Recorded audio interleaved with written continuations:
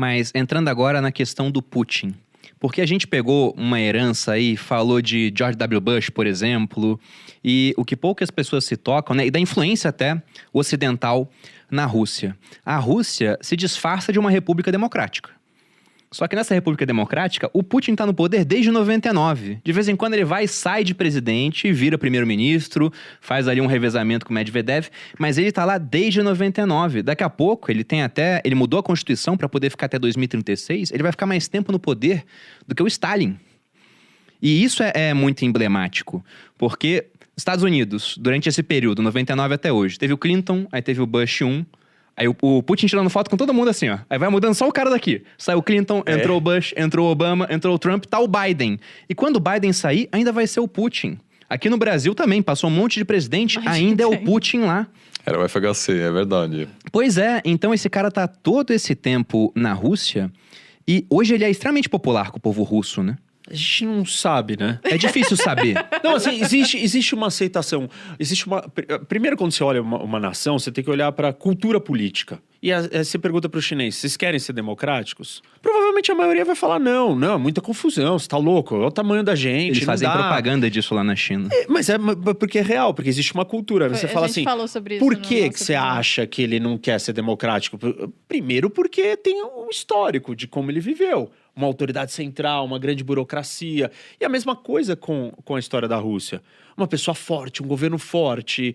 Então, eles estão acostumados com isso, eles esperam, tem uma admiração nesse lado. Mas eu acho que tem um ponto interessante do que você colocou, que ninguém presta tanta atenção nisso. Mas o Putin se preocupa em parecer alguma coisa.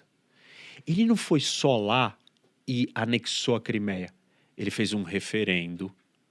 Ele foi lá e disse que havia uma justificativa para aquilo. Parte da justificativa estava na proteção dos russos que viviam dentro do território ucraniano, porque o governo da Ucrânia passou uma lei que extinguia o idioma russo como idioma oficial da Ucrânia. Então, assim, tem todo um cenário que ele vai construindo. Algumas coisas acontecem de verdade, outras ele ajeita para parecer, mas ele está sempre preocupado em não parecer um puro maluco sanguinário. O tempo inteiro ele vai programando, tanto que os serviços de inteligência americanos falaram, o Putin está preparando um cenário, uma situação falsa para dar o motivo para ele entrar. Ele não foi lá e entrou. Ele não vai lá e fica lá e dá um golpe e fala daqui eu não saio. Ele faz eleição. Ele troca com o Medvedev, aí agora ele mudou a regra, tal, mas ele vai jogando mas de um mudou jeito... democraticamente. É que, óbvio, que aí essa é uma discussão muito problemática da democracia, que não é a regra em si, é a qualidade do funcionamento da regra, né? Então não adianta ter eleição e a eleição ser roubada. Então a qualidade da eleição tem que ser fidedigna, tal.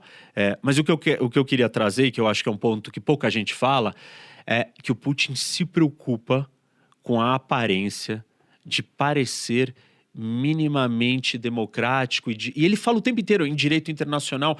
Qual é o direito dos americanos fazerem isso e a gente não poder fazer isso? Qual é o direito de irem lá e tirarem o idioma dos russos e eu não poder proteger os russos? Claro que a definição do que é russo muda, né? Uma hora quem fala russo, outra hora quem tem passaporte russo, ele vai mudando de acordo com o cenário, mas ele sempre busca uma explicação. E isso é interessante para a gente entender como ele pensa e como ele age.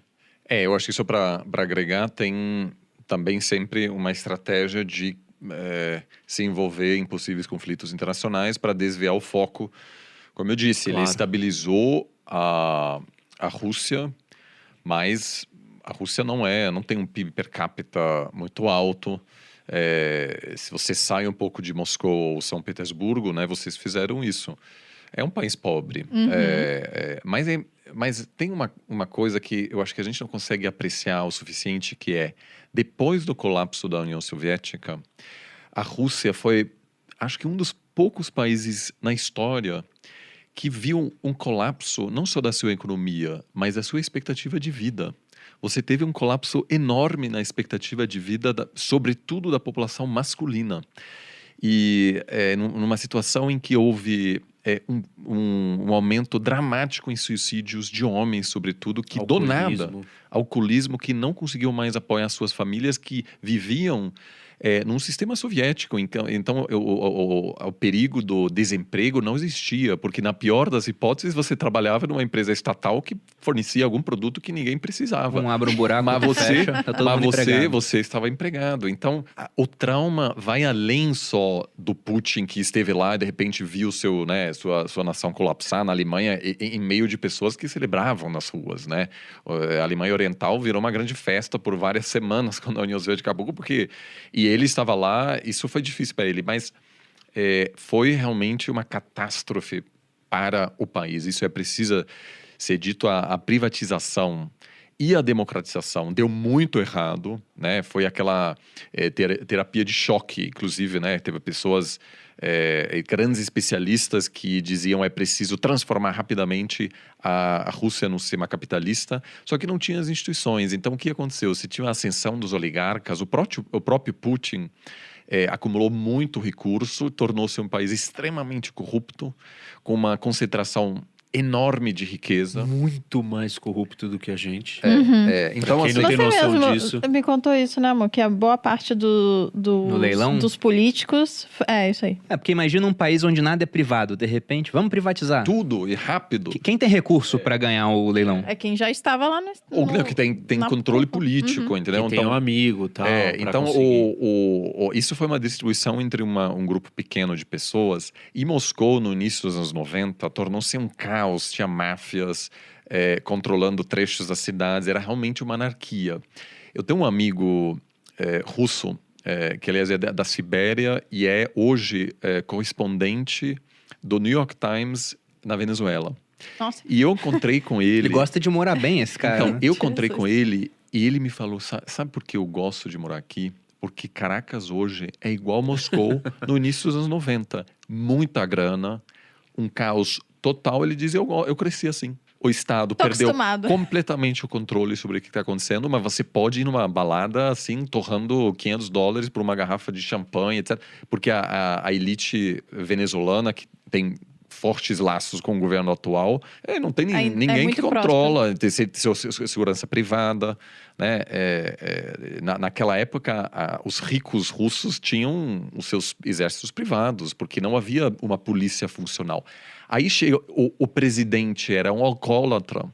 E tem um vídeo, você vai lembrar disso, que é realmente, assim, os americanos riem desse vídeo, vocês podem buscar no YouTube. É uma conferência de imprensa entre Yeltsin e Clinton. Presidente russo, presidente americano. E o Yeltsin claramente está intoxicado. Ele começa a cantar. O Clinton não consegue segurar. Ele ri. E para os russos, aquilo é vergonhoso. É vergonhoso porque era uma grande nação, né? A gente pode discordar do sistema político, etc. Mas, assim, uma potência mundial. E aí vem palhaço no jardim da Casa Branca que faz o presidente americano rir da cara dele. Porque é uma pessoa claramente descontrolada. E aí chega o Putin.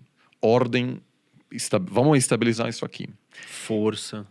Então, muitos russos chegaram a associar a democracia a um sistema de descontrole total. Porque havia eleições livres nos anos 90 na Rússia. Só que virou uma bagunça enorme. E o Estado russo, por ser tão fragilizado, não conseguiu assegurar uma privatização ordenada. Né? Porque tem privatizações que deram certo em muitos países ao redor do mundo. Mas aquela da Rússia foi realmente uma catástrofe.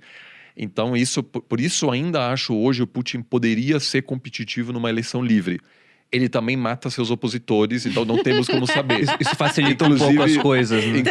Envenena, mata, Inclusive, expulsa do país, confisca toda a propriedade. Exato. Oliver, acho que você está sendo um pouco precipitado.